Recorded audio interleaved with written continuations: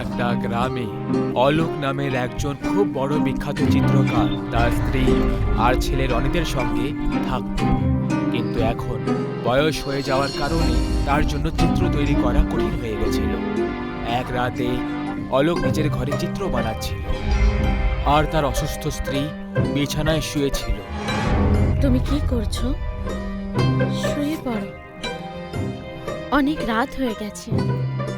আমি নিজের জীবনের শেষ চিত্র বানাচ্ছি, এরপরে আমি কোনো চিত্র আঁকবো না। কার?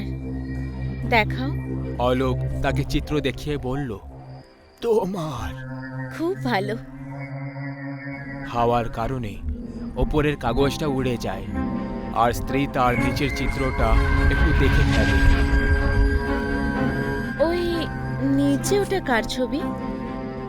অলোক কাগজ উল্টালো আর নিচে রাখা ডাইনির চিত্র সামনে চলে এলো। হে ভগবান, কি ভয়ঙ্কর ডাইনি! এমন মনে হচ্ছে যেন এক্ষুনি বাইরে এসে নিজের বড় রূপ ধারণ করবে। তুমি এরকম ছবি কেন বানালে? আসলে এটাই আমার শেষ ছবি ছিল, কিন্তু আমি ভাবলাম তোমারও একটা ছবি আঁকা উচিত। ওই ডাইনির ছবিটা দেখে প্রতিমার মাথা ঘোরাতে লাগলো। অলোক, সরাও এটা সামনে থেকে। আমার আমার কষ্ট হচ্ছে, সরাও এটা। অলোক তক্ষুনি ওই ছবিটা একটা কাপড় দিয়ে ঢেকে প্রতিমাকে বিছানায় শুইয়ে দিল। আরে তুমি শুয়ে পড়ো, আমি কিছুক্ষণ পর শুয়ে পড়ব। অলোক তার ছবি আঁকাটা বন্ধ করে দিল আর ঘরের বাইরে চলে গেল। প্রতিমা ঘরে একা শুয়েছিল। জানালা দিয়ে দ্রুত হাওয়া ভেতরে আসছিল, এই কারণে ওই কাপড়টা উড়ে গেল আর ডাইনির ছবি আবার দেখা যেতে লাগলো। ওই অন্ধকার ঘরে ওই ডাইনির ছবিটা চমকাতে শুরু করলো আর কাগজটা আস্তে আস্তে ওই বোর্ড থেকে বেরোতে লাগলো।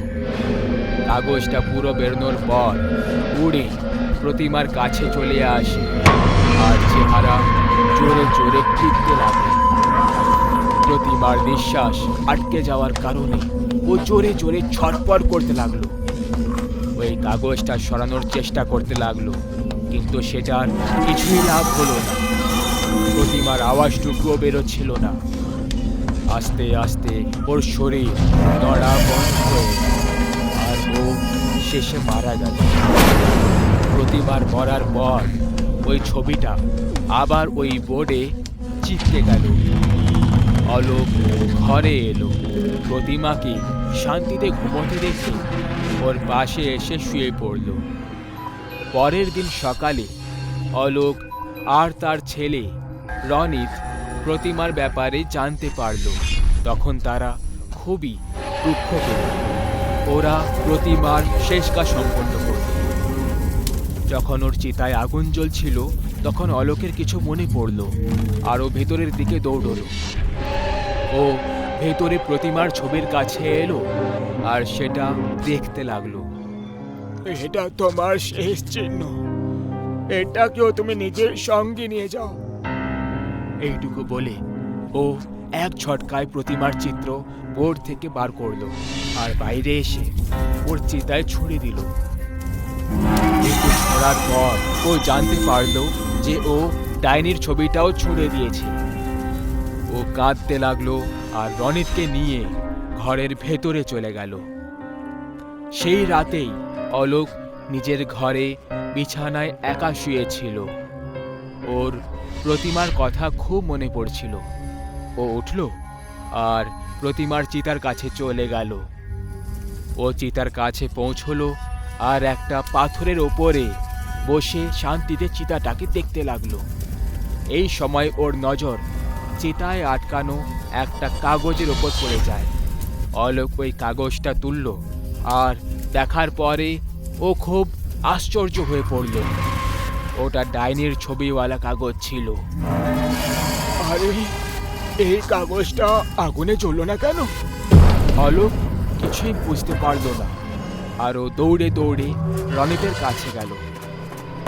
আরে খোকা রনি, এই দেখো, এটা আগুনে জ্বলেনি, আর এর মধ্যে ছবিটাও একেবারে ঠিক আছে। কার ছবি? ডাইনির। দুজন খুব ভয় পেয়ে গেল। হঠাৎ ওই কাগজটা নিজের থেকে নড়তে লাগলো, আর ছাদ ভেঙে হাওয়ায় উড়ে গেল। অলোক আর রনিত ভয়ের চোটে বাইরে পালিয়ে গেল।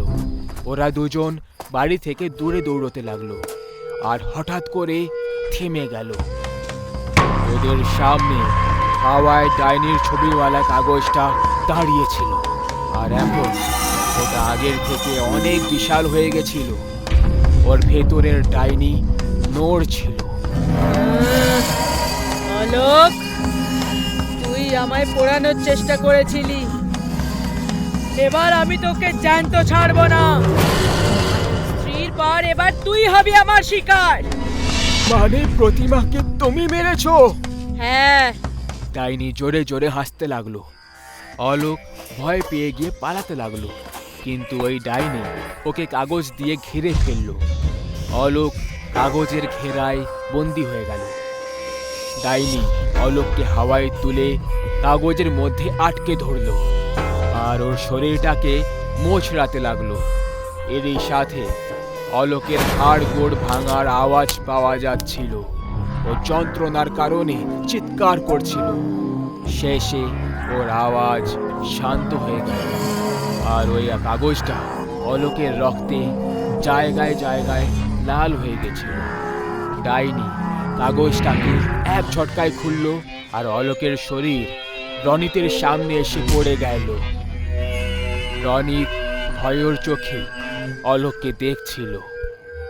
ডাইনি রনিতের কাছে আসতে লাগলো। এবার তোমার পালা। রনিত ভয় পেয়ে পেছনে যেতে লাগলো। ও নিচে পড়ে থাকা একটা কাঠ তুললো, আর ডাইনিকে ভয় পেয়ে বলল, দেখো, সামনে আসবে না। তুমি আমাকে একটা ছোট কাঠ দিয়ে মারতে পারবে না।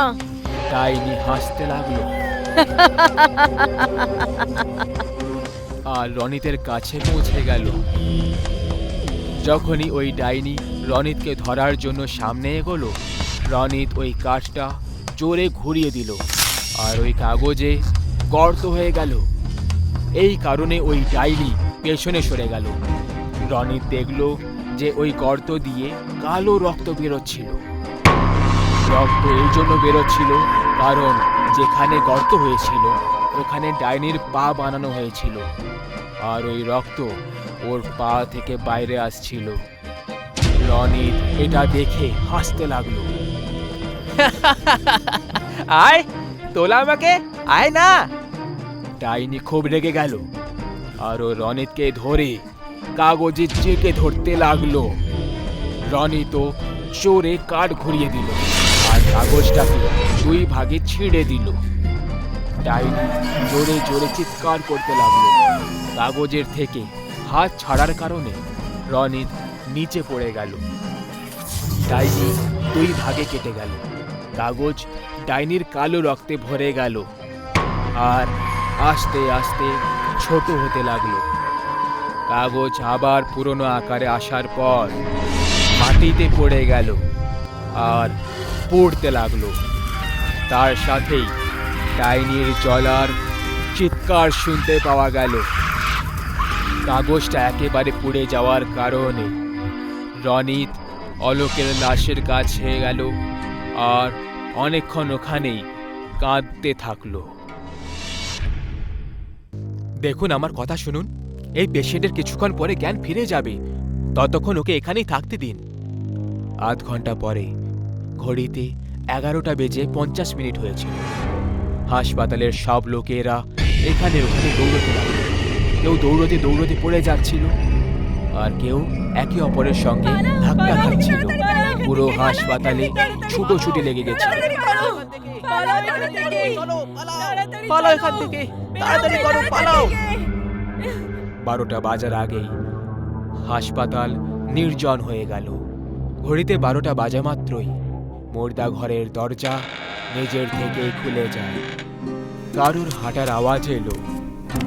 মুর্দা ঘর থেকে একটা ডাইনি বাইরে বেরিয়ে, যার চুল এলোমেলো ছিল, আর যার পরনে সাদা কাপড় ছিল। ডাইনি নিচে ঝুঁকে মাটিটা শুকতে লাগলো। এখানে একটা ওয়ার্ডে যে পেশেন্ট অজ্ঞান ছিল তার জ্ঞান ফিরে যায়। আরে সবাই কোথায় চলে গেলে? আরে কেউ আছে কি এখানে? তখনই পেশেন্ট কারোর চলার আওয়াজ শুনতে পায়। দরজা নিজের থেকেই ধাক্কা খেতে শুরু হয়। পেশেন্টের বেড নিজের থেকেই নড়তে শুরু করে, যেন বেডটাও ভয়ে কাঁপছিল। এটা দেখে পেশেন্টও ভয় পেল। কে আছে এখানে? আরে এই বেড নিজের থেকে কি করে চলে যাচ্ছে? আরে কেউ বাঁচাও আমাকে, বাঁচাও আমাকে কেউ! বেড নিজের থেকেই সিঁড়ির দিকে এগিয়ে গেল, আর বেড সিঁড়ি থেকে নিচে পড়ল।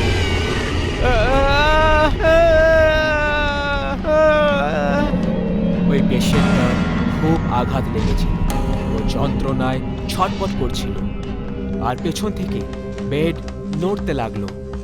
আর ওই নড়তে থাকা বেড থেকে উঠে পেশেন্ট পালাতে লাগলো।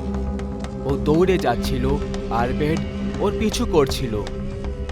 আরে বাঁচাও, ই আমাকে মেরে ফেলবে, বাঁচাও আমাকে! যখনই ও সামনে দেখে সাদা কাপড়ে ডাইনি ওর সামনে দাঁড়িয়ে রয়েছে, ডাইনিকে দেখে ভয় পেয়ে ও নিচে পড়ে যায় আর পেছনের দিকে দেখতে শুরু করে। আমাকে মেরো না, আমাকে ছেড়ে দাও! পেশেন্ট পালানোর চেষ্টা করে। ডাইনি ঝাঁপ দিয়ে পা দুটো ধরে ফেলে। পেশেন্টকে টেনে টেনে মুর্দা ঘরের ভেতরে নিয়ে গেল সে। আর তারপরে পেশেন্টের জোরে জোরে চিৎকারের আওয়াজ আসতে লাগলো। বাঁচাও! কিছুক্ষণ পরে ডাইনি মুর্দা ঘর থেকে বাইরে চলে আসে। ওর মুখ রক্তে লথপথ ছিল। ও আর কেউ আছে এখানে?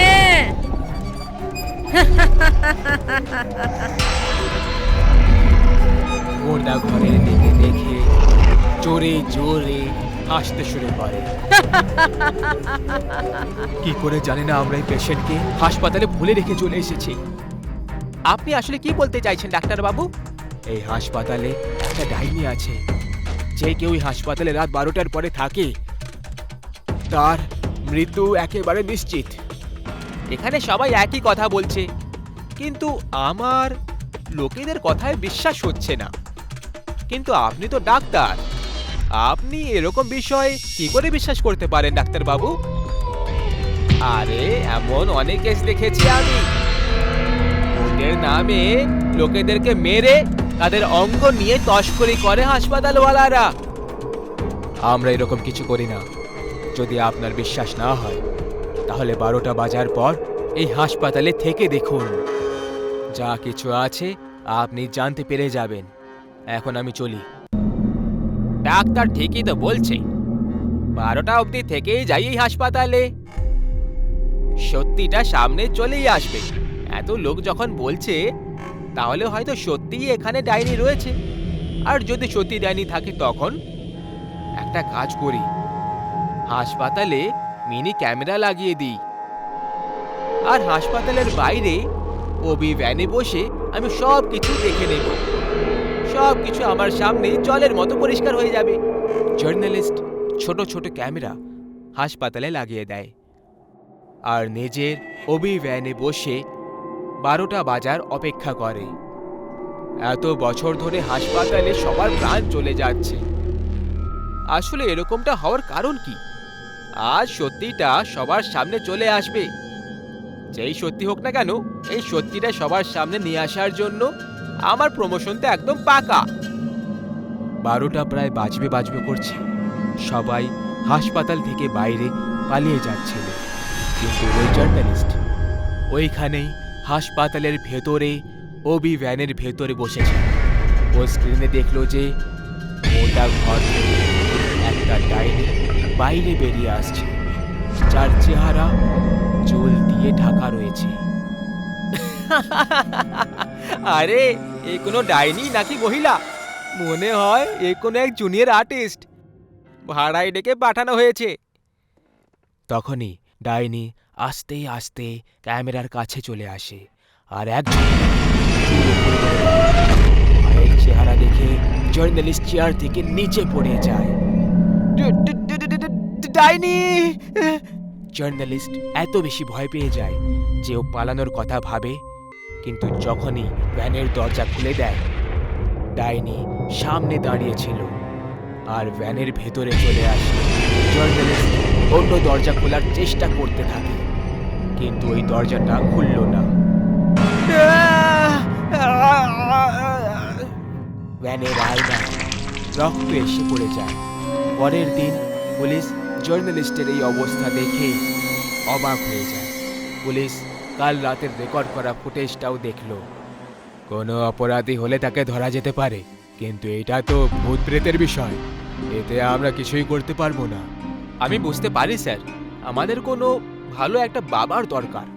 হাসপাতালের লোকেরা ডাইনিকে ধরার জন্য একটা বাবাকে ডেকে পাঠায়। বাবা রাত 11:30টায় হাসপাতালে চলে আসে। এখন আপনি আমাদের হাসপাতালটাকে এই ডাইনির হাত থেকে বাঁচাতে পারবেন বাবা। আমার উপর বিশ্বাস রাখো খোকা, সব ঠিক হয়ে যাবে। হ্যাঁ বাবা। সবাই হাসপাতাল থেকে বাইরে বেরোতে লাগলো 12টা বাজার আগে। কিন্তু বাবা মুর্দা ঘরের সামনেই বসে মন্ত্রের উচ্চারণ করতে লাগলো। ওম ত্রম্বকম আজমাই সুগন্ধিত পুষ্টি বর্ধনম। ডাইনি মুর্দা ঘর থেকে বেরোলো আর বাবাকে দেখে হাসতে লাগলো। যেন বাবার মন্ত্রের কোনো প্রভাব পড়ছিল না ডাইনির ওপরে। বাবা যত জোরে মন্ত্র পড়ছিল ডাইনি ততই জোরে হেসে যাচ্ছিল। ওম ত্রম্বকম আজমাহি সুগন্ধিত পুষ্টি বর্ধনম। ডাইনি নিজের হাতে ইশারা করে। বাবা উপরে দেখে, তখন ওপর থেকে বাবার উপরে পড়ে যায়। বাবার চেহারা রক্তে লাল হয়ে যায় আর তারপর ডাইনি বাবাকে মুর্দা ঘরে টেনে টেনে নিয়ে যায়।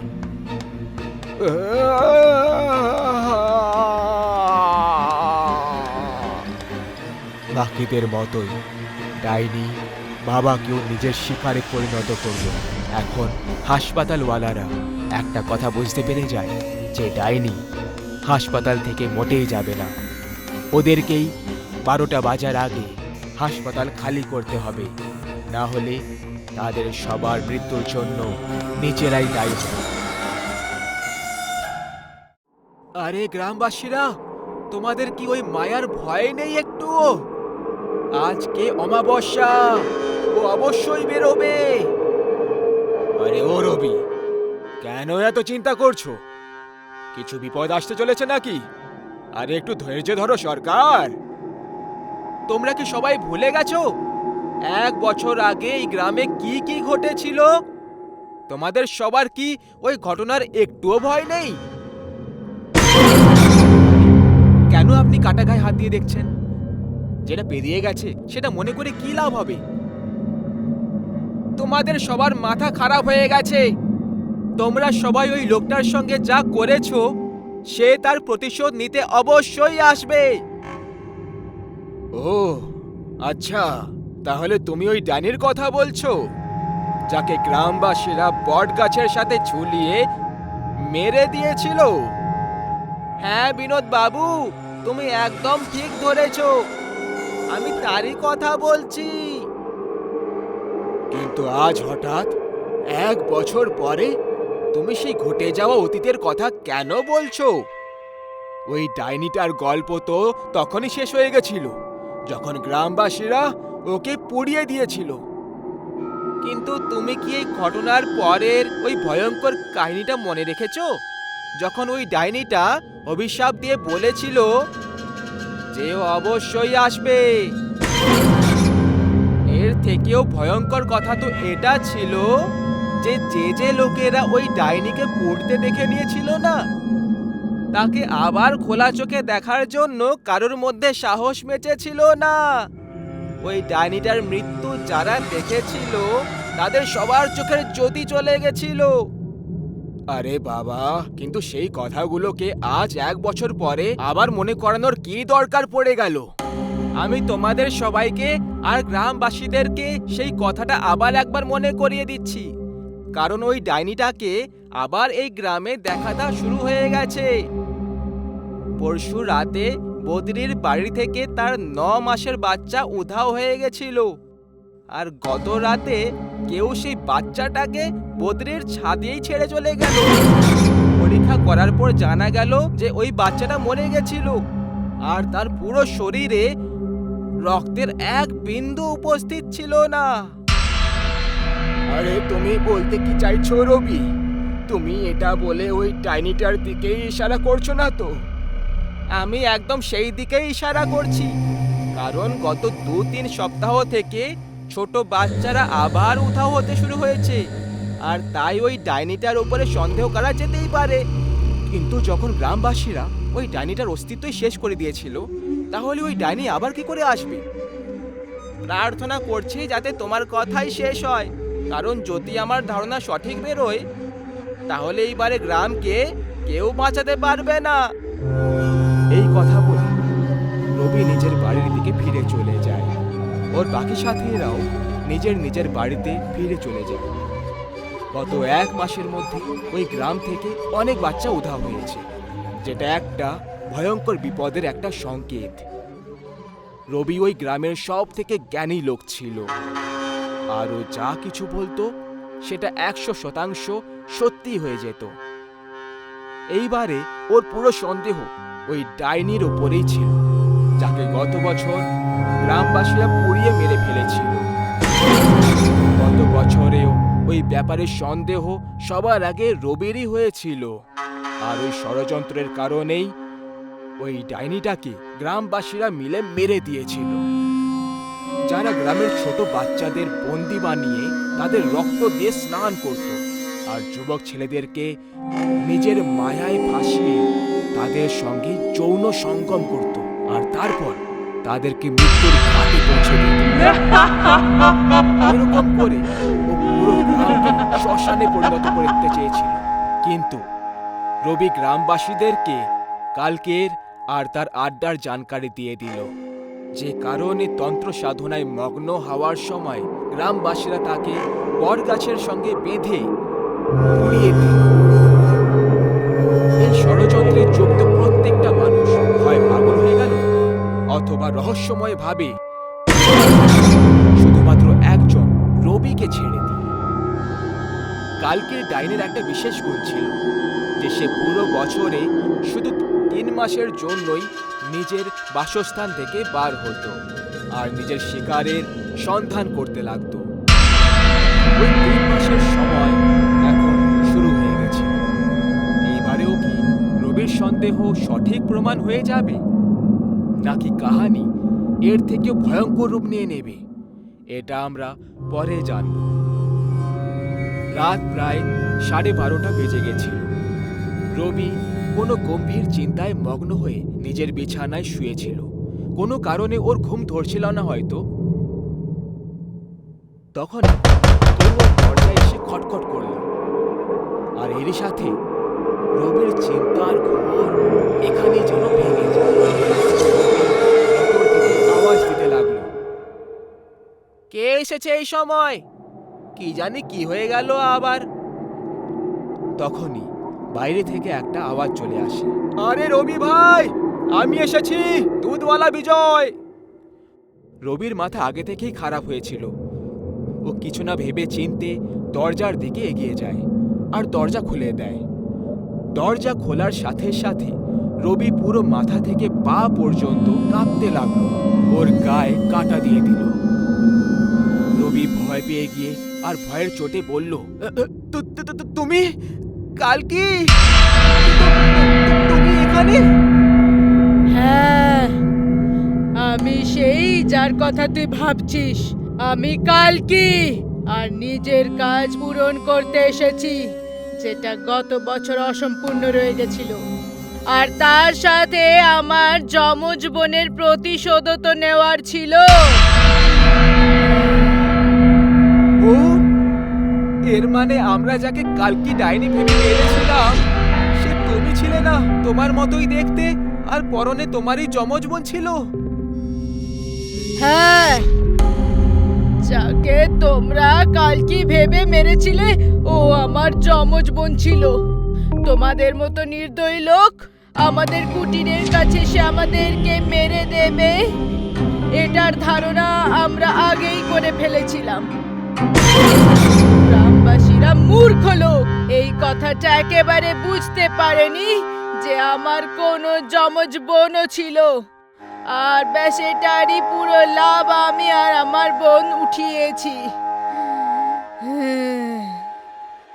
আমার বোন এতদিন একটা শক্তিশালী ডাইনি হয়ে উঠতে পারছিল না, এই জন্যই ও তোমাদের জন্য একটু কম বিপদ ছিল। আমি আমার বোনকে কথা দিয়েছিলাম যে ওর মরে যাওয়ার পরে আমি নিজের কালো বিদ্যার শক্তি দিয়ে ওকে পুনর্জীবিত করে দেব। আফসোস আমি করতে পারলাম না।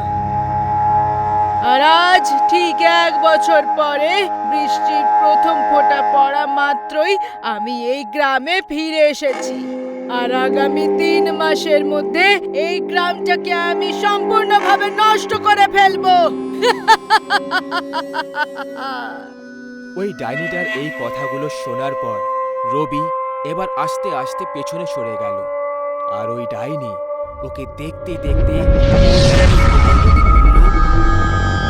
এখন যখন তুই আমার আসল রূপটা দেখেই ফেলেছিস, তাহলে তোর বেঁচে থাকাটা আমার কাজের বিপদ হয়ে দাঁড়াতে পারে। আর তাছাড়াও গত বছর তুই গ্রামবাসীদেরকে আমাদের বিরুদ্ধে উকসিয়েছিলি, তাই না? আর তোর জন্যই আমি নিজের বোনকে হারিয়েছি। আমাকে ছেড়ে দাও, আমি কাউকে কিছু বলবো না। আমি আজকেই গ্রাম ছেড়ে চলে যাব। কিন্তু আমি তোকে কি করে ছেড়ে দিতে পারি? তোর গ্রাম ছাড়লে আমি শাস্তি পাবো না, বরং তোকে পৃথিবী ছেড়ে যেতে হবে। রবি ওই ডাইনিকে ওর জীবনের ভিক্ষে চাইতে লাগলো, কিন্তু ওই ডাইনির এতে কিছুই যায় আসছিল না। ও দ্রুত গতিতে ওর দিকে এগিয়ে এলো আর এক ঝটকায় নিজের ধারালো নখ দিয়ে ওর বুকে মেঝে পার করে দিল আর ওর শরীর থেকে ওর হৃদয় পার করে নিল। পরের দিন গ্রামবাসীরা ওই বট গাছের ডালে রবির লাশ ঝুলে থাকতে দেখল, ঠিক সেইভাবেই যেভাবে গ্রামবাসীরা কালকির বোনকে ওই গাছের সঙ্গে ঝুলিয়েছিল। এই দৃশ্যটাকে নিজেদের চোখে দেখাটা কারোর জন্য সহজ কাজ ছিল না, কিন্তু রবির মৃত্যুর হয়ে যাওয়ার জন্য গ্রামবাসীরা একটা বড় বিপদের সংকেত পেয়ে গেছিল। গ্রামবাসীরা এই ব্যাপারে আলাদা আলাদা রকমের কথা বলতে লাগলো। আরে কিষণ বাবু, রবি ভাইয়ের অবস্থা দেখে তো আমার বিশ্বাসই হচ্ছে না। এখন আমাদের গ্রামবাসীদেরকেও খুব সতর্ক হয়ে থাকতে হবে, না হলে কে জানে ওই ডাইনিটার পরের শিকার কে হয়ে যাবে। এই ঘটনাটা ঘটে 10 দিন হয়ে গেছিল আর আজকে 11তম দিন ছিল। গ্রামের নির্জন বস্তিতে হঠাৎ করে ঘুঙুরের আওয়াজ হলো, যে কারণে কয়েকজন লোকের ঘুম ভেঙে গেল, কিন্তু কিছুজন এখনো গভীর ঘুমে শুয়ে পড়েছিল। জেগে থাকা লোকেরা বিছানা ধরে ভগবানের নাম জপ করছিল, আর অন্যদিকে যাদের দরজা খোলা রাখা ছিল কালকি তার ঘরে চলে গিয়ে ওখানে উপস্থিত সবাইকে প্রাণে মেরে দিল। আর তারপর একদম শান্তির সঙ্গে তাদের রক্ত খেতে লাগলো। পরের দিন গ্রামের জমিতে দিনের আলোতে ভয়ঙ্কর আগুন ধরে গেল, যে কারণে অনেক কৃষকরা আত্মহত্যা করে নিল আর কিছুজন গ্রাম ছেড়ে যাওয়ার সিদ্ধান্ত নিল। গ্রামবাসীরা একমাত্র জায়গা থেকে যে জল নিয়ে যেত সেই গভীর কুয়াটাও ভেতর থেকে বিষাক্ত হয়ে গেল। গোটা গ্রামে আতঙ্কের পরিবেশ ছেয়ে গেল। গর্ভবতী মহিলা তাদের বাচ্চারা পেটের মধ্যেই মরে গেল। গ্রামবাসীরা এই অভাবনীয় এই ঘটনার পুরো দায় ওই ডাইনিটার ঘাড়েই চাপিয়ে দিল, আর সবাই এটা মেনে নিল যে তাদের গ্রামের উপর অবশ্যই কারোর অভিশাপ লেগে গেছে। এটাই ভেবে এক সপ্তাহের মধ্যে গোটা গ্রাম খালি হয়ে গেল। আর আজকে এই মারাত্মক ঘটনাটা 12 বছর কেটে যাওয়ার পরেও যদি কেউ ভুলে বিসরে ভুল করে ওই গ্রামে যাওয়ার দুঃসাহস করে ফেলে, তখন তাকে গ্রামের পরিবেশ বাঁকে রবির আত্মা দেখতে পেয়ে যায়, যে তাদেরকে ভেতরে যেতে থামিয়ে দেয়। কিন্তু যারা রবির কথাগুলোকে এড়িয়ে দিয়ে গ্রামের ভেতরে একবার প্রবেশ করে ফেলে, তারা কখনো দ্বিতীয়বার ফিরে আসে না, আর ওই গ্রামেরই ভুতুড়ে পরিবেশে শান্তি না পেয়ে ঘুরে বেড়াতে থাকে। একবার গ্রামে মেলা লেগেছিল। সেখানে অনেক ধরনের জিনিসপত্রের দোকান লাগানো হয়েছিল। মেলায় খুব ভিড় ছিল, আর সেখানেই অনিতা আর তার মেয়ে প্রিয়াও ঘুরছিল। ঘুরতে ঘুরতে ওরা দুজন হাঁপিয়ে যায় আর আখের রস খাওয়ার জন্য দাঁড়িয়ে পড়ে। শরবত দোকানের ঠিক পাশেটাই একটা অনেক বড় খেলনার দোকান ছিল, যেখানে বিভিন্ন রকমের ছোট বড় খেলনা ছিল। প্রিয়ার ধ্যান ওই দোকানে রাখা একটা পুতুলের ওপরে পড়ে যায়। ওই পুতুলটা বাকি সব পুতুলের থেকে আলাদা আর বড় দেখাচ্ছিল। প্রিয়ার ধ্যান ওই পুতুলের দিকেই ছিল। ও সেটাকে দেখছিল, আর হঠাৎ ওই পুতুলটা প্রিয়াকে দেখে মুচকি হাসতে লাগলো। প্রিয়াও ওই পুতুলটাকে দেখে মুচকি হাসতে লাগলো। পুতুল মাথা নাড়িয়ে প্রিয়াকে নিজের কাছে ডাকলো, আর প্রিয়াও ওর কথা শুনে শরবতের গ্লাস নিচে রেখে দেয় আর ওর কাছে চলে যায়। প্রিয়া পুতুলটাকে হাতে তুলল আর তাকে আদর করতে লাগলো। প্রিয়াকে নিজের কাছে না দেখতে পেয়ে অনিতা ভয় পেয়ে গেল। প্রিয়া, প্রিয়া, প্রিয়া, কোথায় গেলি তুই? প্রিয়া! অনিতার আওয়াজ শুনে প্রিয়া খেলনার দোকান থেকে সাড়া দিল। মা, আমি এখানে। অনিতা দৌড়ে দৌড়ে ওই দোকানে গেল। কত ভয় পেয়ে গেছিলাম আমি। এখানে কি করছিস তুই? মা, এই পুতুলটা দেখো না, কি সুন্দর লাগছে। এ আমার দিকে দেখে মুচকি হাসছিল আর আমাকে নিজের কাছে ডাকছিল। আমার এটা চাই। অনিতা পুতুলের দিকে দেখল, তখন ওর চেহারা একেবারে নির্বিকার ছিল। তারপর সে মুচকি হেসে প্রিয়ার দিকে দেখল আর বলল, ঠিক আছে, নিয়ে নিচ্ছি। প্রিয়া এটা শুনে খুব খুশি হয়ে গেল, আর ও ওই পুতুলটাকে নিজের বুকে জড়িয়ে নিল। দাদা, এই পুতুলটার কত হলো? ওকে 50 টাকা। অনিতা তাকে টাকা দিল, আর দুজন ওই দোকান থেকে বেরিয়ে পড়ল। পুতুল আবার হাসতে লাগলো, কিন্তু এইবারে ওর হাসি একটু ভয়ঙ্কর লাগছিল। অনিতা আর প্রিয়া নিজের বাড়ি পৌঁছয়। বাড়ি পৌঁছতেই প্রিয়া পুতুলের সঙ্গে খেলতে শুরু করে দিল। প্রিয়া, আমি তোকে কি বলেছিলাম? আগে পড়া পুরো করে নে, তারপর পুতুল নিয়ে খেলবি। চল, রেখে দে পুতুলটাকে আর গিয়ে পড়া পুরো কর। প্রিয়া মন খারাপ করে পুতুলটাকে এক জায়গায় রাখলো আর বই আনার জন্য অন্য ঘরে চলে গেল। প্রিয়ার যাওয়ার পরে পুতুল নিজের মাথাটা অনিতার দিকে ঘোরালো আর রাগের চোখে তাকে দেখতে লাগলো। পুতুলের চোখ লাল হয়ে যাচ্ছিল, যেন ওর চোখে রক্ত উঠে এসেছে। প্রিয়াকে আসতে দেখে পুতুল আবার শান্ত হয়ে গেল। রাতে আমি এই পুতুলটার সাথে খেলবো। ঠিক আছে, এবার তাড়াতাড়ি পড়ে নে। রাত হয়ে গেছিল, আর প্রিয়ার বাবা রঞ্জিত নিজের কাজ থেকে ফিরে চলে আসে। বাবাকে আসতে দেখে প্রিয়া পড়া বন্ধ করে দেয় আর তাকে পুতুলটা দেখাতে লাগলো। বাবা, এই দেখো, আমি একটা নতুন পুতুল কিনেছি। রঞ্জিত ওই পুতুলটা দেখে খুব রেগে গেল আর অনিতাকে আওয়াজ দিতে লাগলো, অনিতা, অনিতা, বাইরে এসো। অনিতা দৌড়ে দৌড়ে বাইরে এলো। কি হয়েছে? কি হয়েছে? এরকম বাজে জিনিসে টাকা খরচ করার কি দরকার ছিল তোমার? টাকা কি গাছে ফলে নাকি? রঞ্জিত রেগে গিয়ে ওই পুতুলটা জোরে ছুঁড়ে দিল আর এই কারণে ওই পুতুলটার মাথা ভেঙে গেল।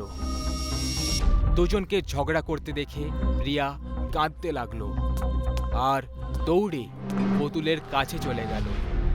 ভাঙাচোরা পুতুলটাকে নিয়ে প্রিয়া নিজের ঘরে চলে গেল আর অনেকক্ষণ ধরে কাঁদতে থাকলো। কিছুক্ষণ পর অনিতা প্রিয়াকে খাবার খাওয়ার জন্য ডাকতে এলো। প্রিয়া মা, চল খাবার খেয়ে নে। আমার খিদে নেই, তুমি যাও। প্রিয়া খাবার জন্য মুখের উপরে মানা করে দিল।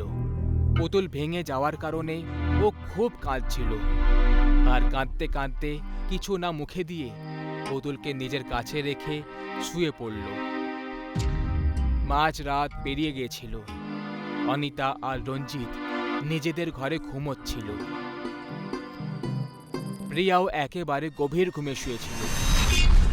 হঠাৎ করে পুতুলের চোখ চমকাতে লাগলো আর আবার লাল হয়ে গেল। সে আস্তে করে প্রিয়ার হাত থেকে বাইরে চলে এলো আর নিজের থেকেই চলতে লাগলো।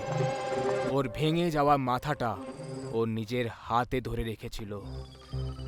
চলতে চলতে ও প্রিয়ার ঘর থেকে বাইরে এলো আর অনিতা ও রঞ্জিতের ঘরে যেতে লাগলো। পুতুল ওই দুজনের ঘরে চলে এলো।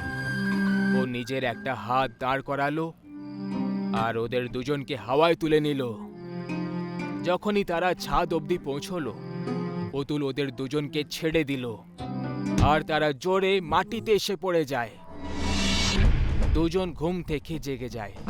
ওরা কিছুই বুঝতে পারলো না যে আসলে এসব হচ্ছেটা কি। তারপরেই অনিতার চোখ পুতুলের দিকে গেল আর ওকে দেখে সে ভয় পেয়ে গেল। ওই পুতুল নিজের মাথা নিজের হাতে ধরে দাঁড়িয়েছিল। এ কোথা থেকে চলে এলো আর নিজের পায়ে দাঁড়িয়ে আছে? রঞ্জিত রেগে পুতুলটা তোলার জন্য গেল, কিন্তু ওই পুতুলটা এত ভারী হয়ে গেছিল যে রঞ্জিত পুরো জোর লাগিয়ে ওকে তোলার চেষ্টা করছিল, কিন্তু ওই পুতুলটাকে ও নাড়াতেও পারছিল না। সব শেষে পুতুলের রাগ বেড়ে গেল আর ও রঞ্জিতকে জোরে বিদ্যুতের ঝটকা দিয়ে দিল।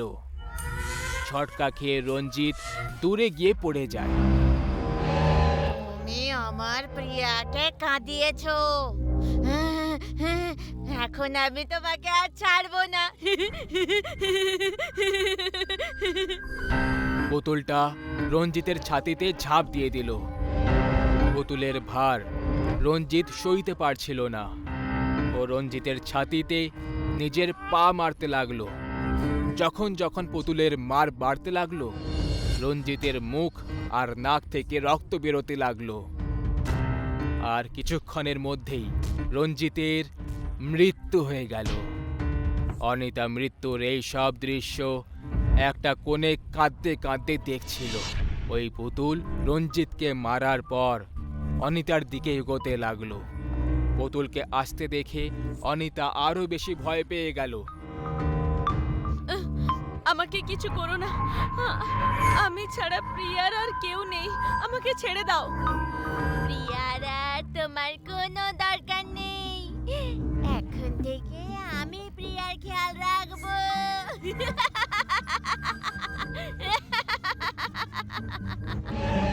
পুতুল নিজের হাতে বিদ্যুৎ বের করে অনিতার উপরে ছুঁড়তে লাগলো। ওই বিদ্যুতের ঝটকা অনিতা সহ্য করতে পারল না আর ও ওখানেই দম ছেড়ে দিল। দুজনকে মারার পর ও আবার প্রিয়ার কাছে গিয়ে ঘুমিয়ে পড়ল। অমিত আর সরিতা বিয়ের পর প্রথমবার সরিতার গ্রাম ধৌলপুর গ্রামে যাচ্ছিল। অমিতের কাজ বিদেশে হওয়ার কারণে ওদের দুজনের এখানে আর আসা হয় না। সেই জন্য সরিতা নিজের বিয়ের 15 বছর পরে ট্রেনে বসে নিজের গ্রামে যাচ্ছিল। সরিতার মেয়ে রশনিও ওদের সঙ্গে প্রথমবার নিজের দিদার বাড়িতে যাচ্ছিল। আজ এত বছর পর গ্রামে যাচ্ছি। জানি না ওখানে কত কিছু বদলে গেছে। ওখানে সবাই আমাদেরকে দেখে সারপ্রাইজ হয়ে যাবে। বিয়ের পর আমরা কখনো গ্রামে আসার সুযোগ পাইনি। ভালো করেছো তুমি যে কাউকে বলোনি যে আমরা গ্রামে আসছি। অমিত সরিতার ট্রেন কোনো কারণে লেট হয়ে যায় আর ওদের গ্রামে পৌঁছোতে রাত হয়ে যায়। ধলপুর গ্রামের স্টেশন একেবারে খাঁ খাঁ করছিল। ওখানে একটাও মানুষ ছিল না। দ্রুত গতিতে হাওয়া চলছিল আর আকাশ থেকে বাজ পড়ছিল।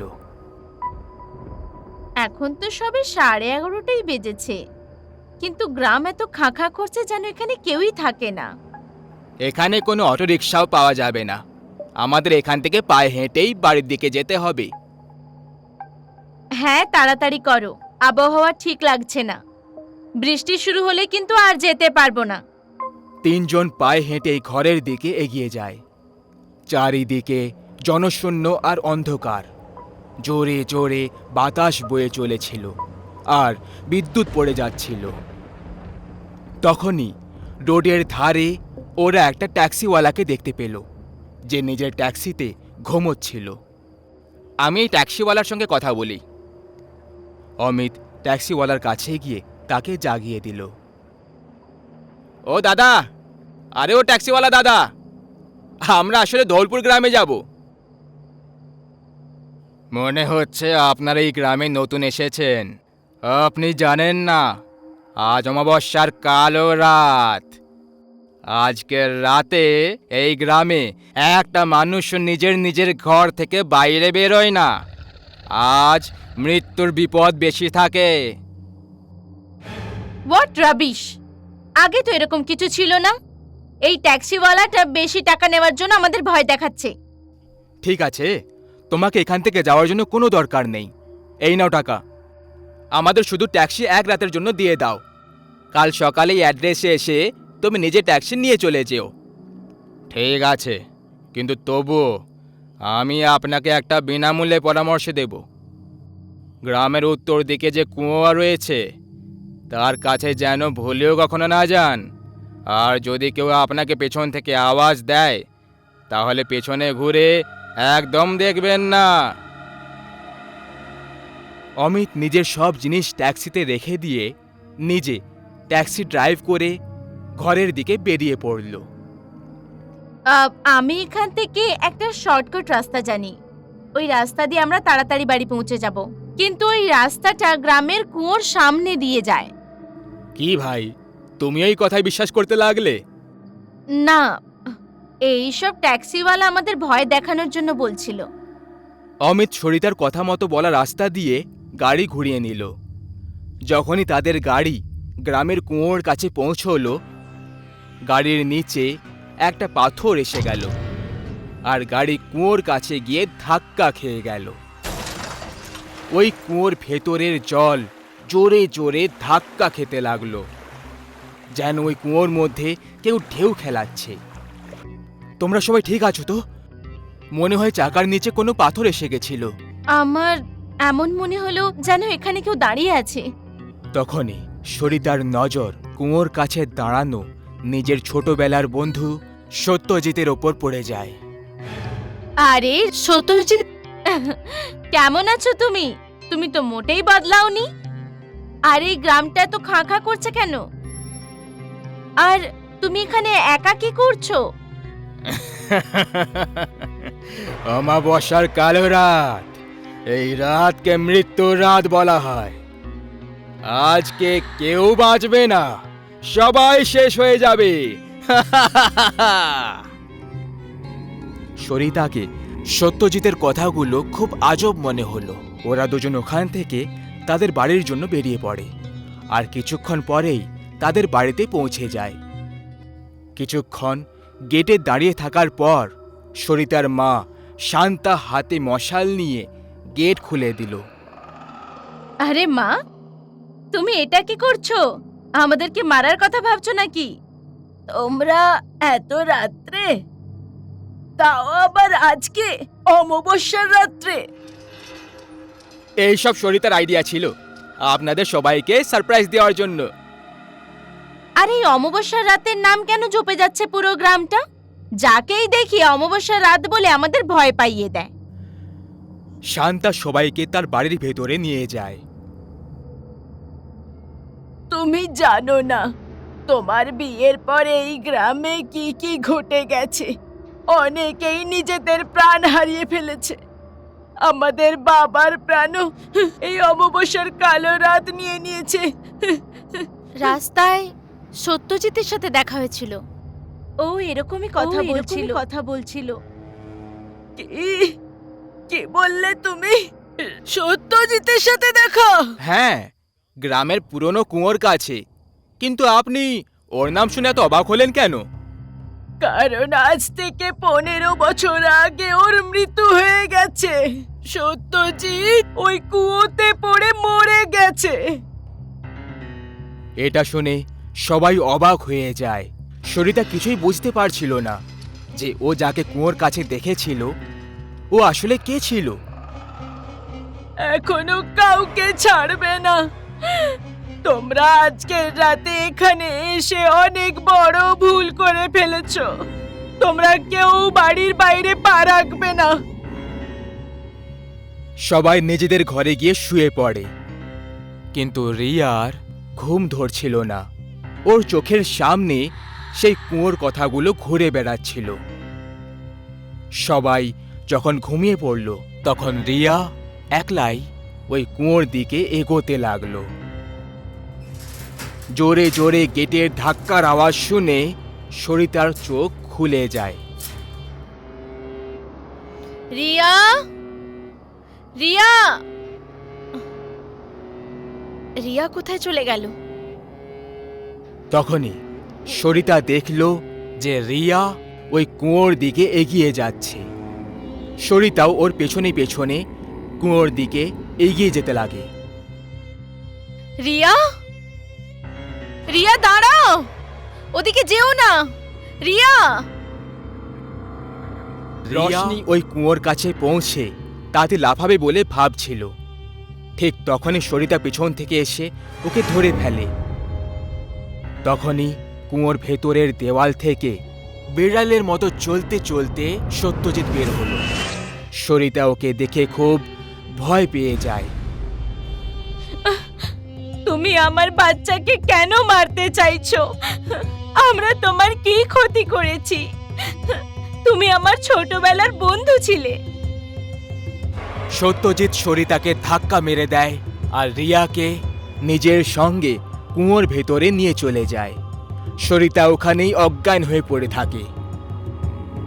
পরের দিন যখন ওর জ্ঞান ফিরে যায় তখন কুয়োর বালতির দড়ি দিয়ে রিয়া কুয়োর কাছে উল্টো দিকে ঝুলেছিল। তোমরা দুজনে এখানে এই অবস্থায় কি করে পৌঁছলে? আমি পরিষ্কার বলে দিয়েছিলাম কেউ বাড়ি থেকে বাইরে বেরোবে না। রিয়া, রিয়া, এই অবস্থা কি করে হলো? রিয়া, ওই সত্যজিৎ রিয়াকে নিজের সাথে কুয়োতে নিয়ে লাফিয়ে পড়েছিল। সবাই সরিতা আর রিয়াকে নিয়ে ঘরে চলে যায়। রিয়ার খুব জ্বর হয়ে গেল। সরিতা শান্তাকে সত্যজিতের মৃত্যুর ব্যাপারে জিজ্ঞেস করে। এসব কি হচ্ছে? সত্যজিৎ তো আমার কত ভালো বন্ধু ছিল। ও হঠাৎ আমাদের প্রাণের শত্রু কেন হয়ে গেল? ও আমার বাবার প্রাণ কেন নিয়েছিল? সত্যজিৎ ছোটবেলা থেকে তোমাকে খুব ভালোবাসতো। ও সব সময় তোমাকে বিয়ে করতে চেয়েছিল, কিন্তু তোমার বাবা এই বিয়ের বিরুদ্ধে ছিল। ও শহরে গিয়ে তোমার বিয়ে অমিতের সঙ্গে করিয়ে দিল। এই জন্য সত্যজিৎ পাগল হয়ে গেল। আর এক অমাবস্যার রাতে ওই কুয়োতে গিয়ে নিজের প্রাণ দিয়ে দেয়। কি? এই জন্য ও আমার বাবার প্রাণ নিয়ে নিল আর আমাদেরও প্রাণের শত্রু হয়ে দাঁড়িয়েছে। তোমরা সবাই আজকেই এই গ্রাম থেকে দূরে চলে যাও, এখানে তোমাদের প্রাণ বিপদে রয়েছে।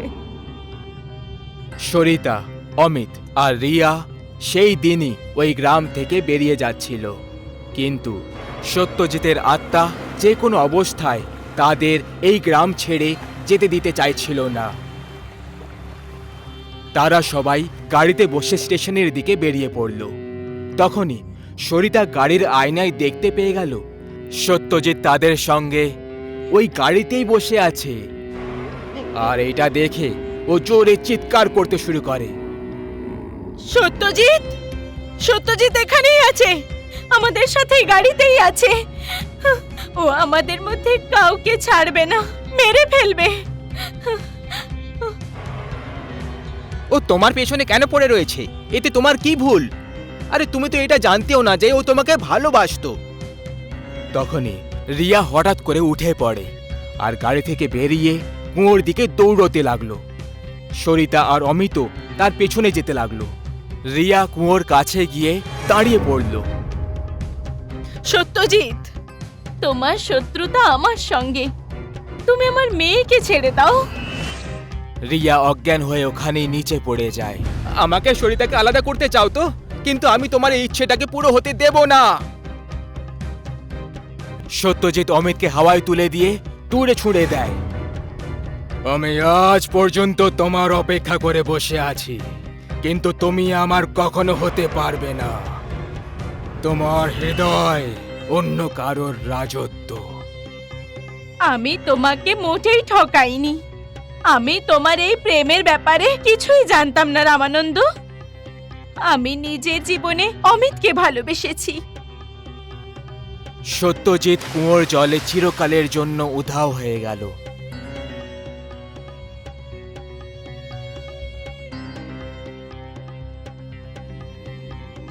সত্যজিৎ ওই গ্রামটা ছেড়ে চিরকালের জন্য ওখান থেকে চলে যায়।